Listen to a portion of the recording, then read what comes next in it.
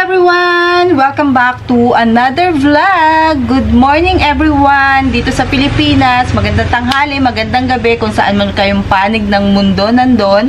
And in today's video, nandito tayo sa ating harapan, sa garden, at wala na yung ating mga hoya dyan. And kung mapapansin nyo na naka-gloves tayo, wala lang, naisip ko lang mag-gloves para hindi na madumihan yung kamay ko. Kasi magtatanim ulit ako or magriripat. So, ito yung ating iriripat ngayon sa mas malaking paso. Hindi naman sobrang laki kasi meron ako ditong nabiling pot. Ito oh. Ang size niya is I think 4.5 or 5 inches yung pinakabunganga. Ito kasing paso na to is 3.5 yata yung kanyang size and lampasan na siya guys oh. Lampas-lampasan na. Ang biglang laki sila nung nag-uulan kasi gusto nila yung mga tubig ulan. Tingnan nyo oh. Before, sakto lang siya sa paso niya. Ngayon, tingnan nyo oh. Lampasan na din. 36 pieces lang yung iriripat ko dahil 36 pieces lang yung nabili kong paso. Tinesting ko lang ilagay dito dahil dito ko muna ilalagay yung ating mga gymno. Ito yung tinanggalan ko ng net ng UV plastic pero maglalagay din ako dito ng net kasi dinadaanan ng pusa yan. Baka kasi tumumba or maglaglagan yung ating gymno dito pag inanuhan nila, inapakan. 36 pieces lang yung in-order ko and nung isinalansan ko dito, aba saktong-sakto. Dito din sa ilalim, saktong-sakto yan. Iniisip ko kung ano yung ilalagay ko. Medyo imumove ko ng konti yan para or ganyan na lang. Ganyan na lang siguro para may sandalan. Nagbo-worry ako dito kahit na may kalso. Baka kasi lundagan ng pusa pag hindi ko siya tinakpan. Ang init ngayon and maaga kong gumising for walking ni Habi kasi ano ngayon, Saturday. Sinamahan ko siya mag-walking and kakadating lang namin. So, wala naman akong ginagawa, kaya maglipat tayo. And syempre, yung mga gymno dyan na nakalagay, pinagbabawasan ko. Pag ano ko ulit sila, ko-compress ko ulit sila sa mga paso-paso nila. Dahil meron din akong ililipat doon. Ayan o. Yan, dito. Mga gymno din yan. Pinaliguan ko, nag-root trimming ako.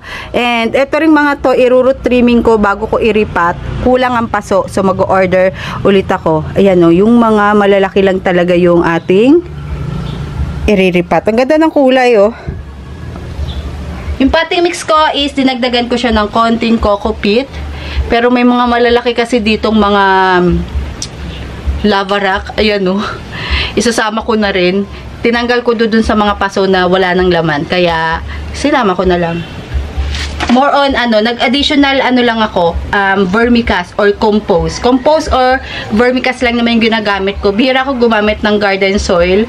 And yun lang naman yung mga nabibili ko sa Benguet na merong compost. So, start na natin para makarami tayo. Nagdilig ako kagabi, pero hindi ko sila diniligan. Hinayaan ko lang na may tumulong tubig-tubig sa kanila kasi nga magre-repat ako ngayon. May tray ako dito. Ayan o, madumi. Kasi, taniman ko yan ng ay, ripatan ko ba? Yan, yan yung panoorin nyo.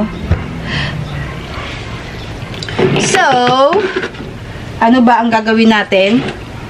Ripat-ripat lang ng mga malalaki para for a change naman.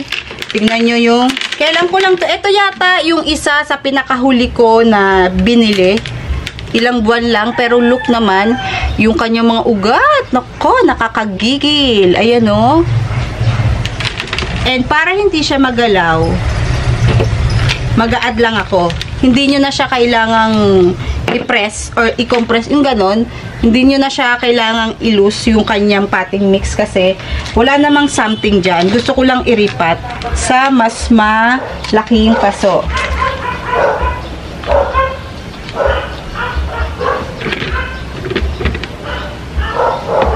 Ka lang.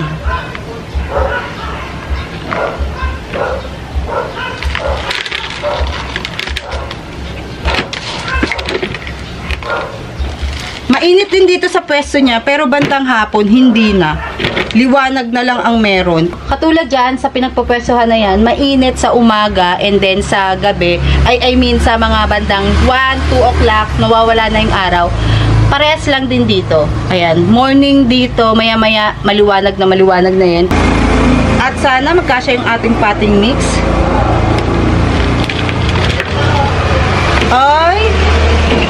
Ito na nga lang.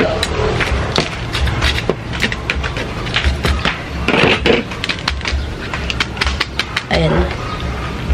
Wow, ikaw pala yung ano ko, first na niripat. Ang cute kasi neto, diba? Para siyang brain.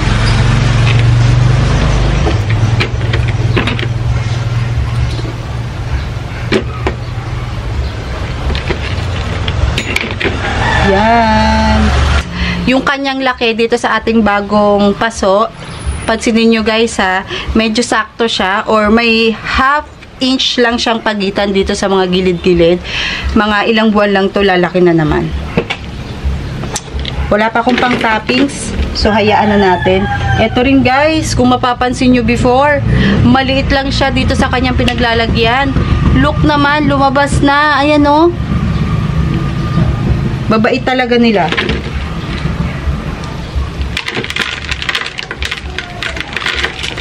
Ito, hindi gaano maraming ugat. Ayan, meron pa rin silang Starkel G dito, yung katulad ng nilagay ko before.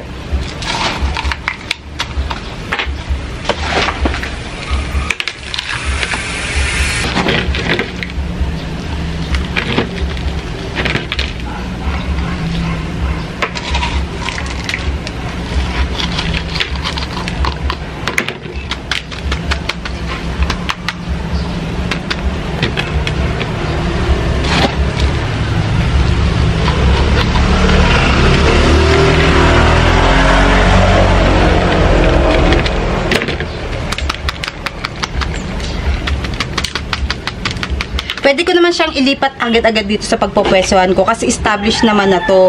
Ang hindi lang po pwedeng paarawan agad-agad is yung bagong bili natin. Pwede rin naman paarawan agad, depende sa inyo. Pero ako, pag mga bagong bili ko tapos iriripat ko na agad, hindi ko siya nilalagay sa pagpupwestuhan niya talaga. So, ayun. Teka, ilayo lang natin to.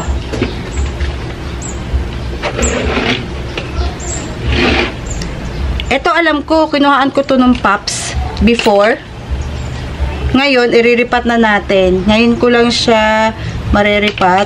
So, at least, meron ng bagong paso sa kanya. Kawawa naman. Sobrang liit niya dun sa lagayan niya ngayon. Ito yung isa sa mga pinakauna kong gym, no? Na nabili.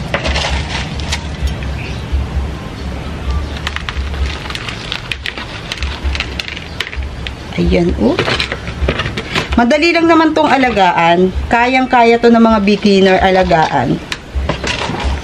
Ang technique lang talaga dito sa mga to, huwag nyong diligan agad-agad.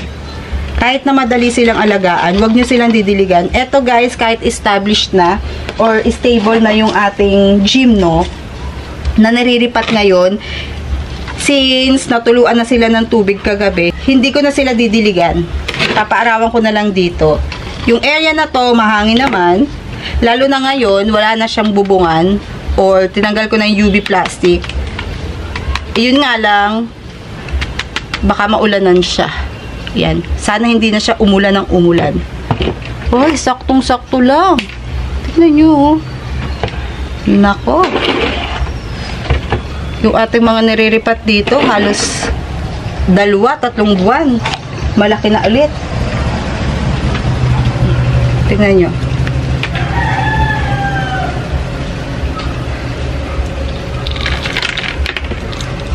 Taon na to. Pero look. Yung iba, pag magre-repat neto, niro-root trimming nila. Ako din naman, kasi may mga inaprut ako nung nakaraan, ni-root trimming ko or tinitrim yung ugat. Pero ito kasi, hindi ko na siya ititrim. Depende sa mood. Ay.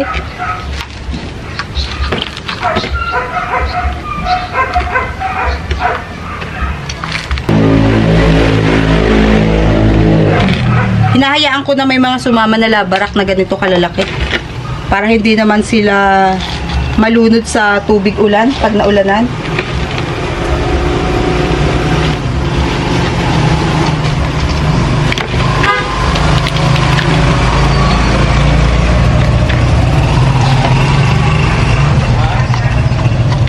Kung gusto nyong i-rain or shine yung ating mga gymno, kailangan yung potting mix nila at least 70 to 75% na pumice. Pumice, lavara. Basta yung pag naulanan sila or nadiligan, tulo agad yung tubig dito. Yun, perfect yun. Para sa mga magre-rain or shine.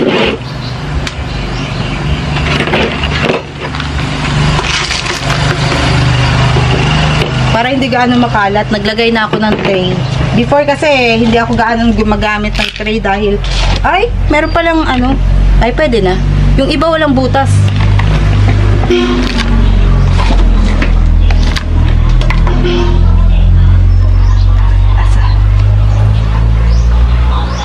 Ito. Alam nyo ba, before, nung binili ko to, maliit lang siya talaga dahil nung time na binili ko ang mga variegated gymno na to, ano siya, mahal. Hindi katulad ngayon na makakabili ka na ng tigwa 100, 150, magandang klase na siya. Ako kasi nung nabili ko to, mahal eh. May 600 plus, may 700.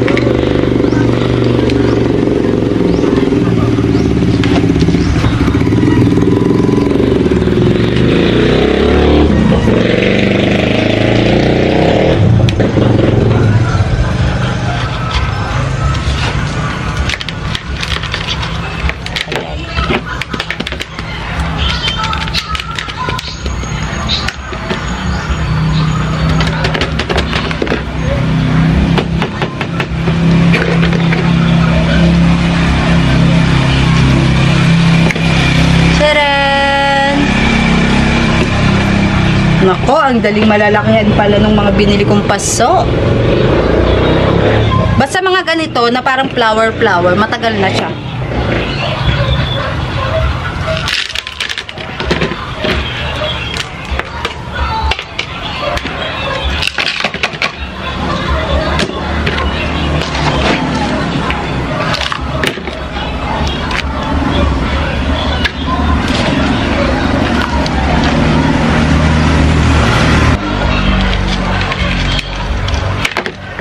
Ayan, perfect.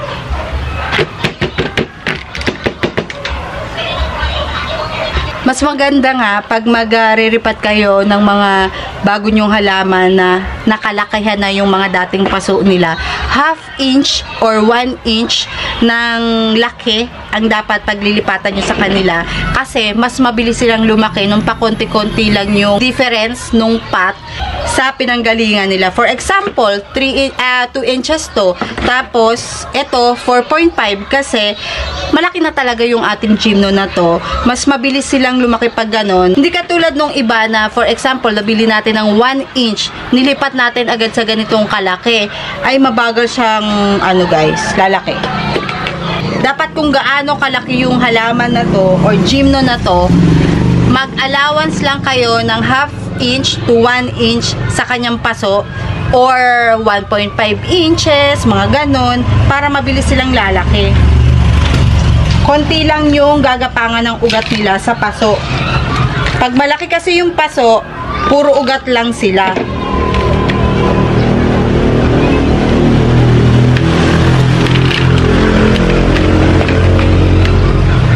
Tingnan nyo. Ganda ng... Oh, ganda, diba? Ay! Hindi naman masasayang tong mga paso na to. Yan. Kasi meron tayo dong mga gymno na tatluhan sa isang paso. So, gagamitin natin. Sana lang may matira na potting mix. Kasi 36 pieces tong tinatanim ko. E, ipakita ko sa inyo mamaya pagtapos na. Panuorin nyo na lang muna ako magtanim. Natuwa lang ako dito sa paso na to. Buti nga may nakita ako eh.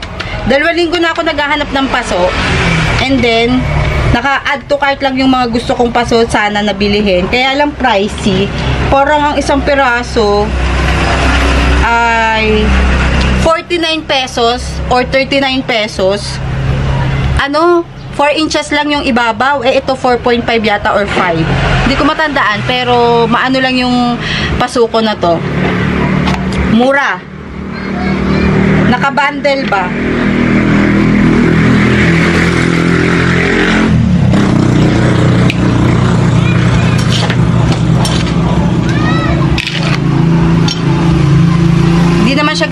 gagalaw dahil ripat-ripat lang naman yung gagawin natin.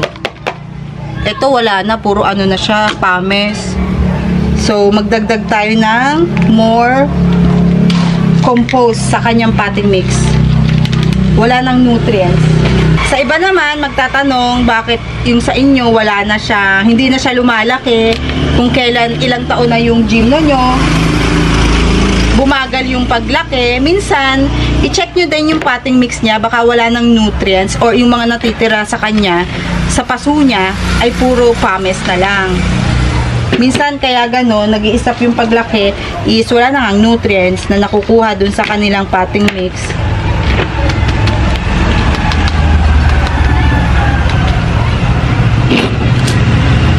And then yung mga gymno ko doon na in-air dry, 3 linggo na yata, hindi ko pa naiitanim. Itanim na rin natin ngayon.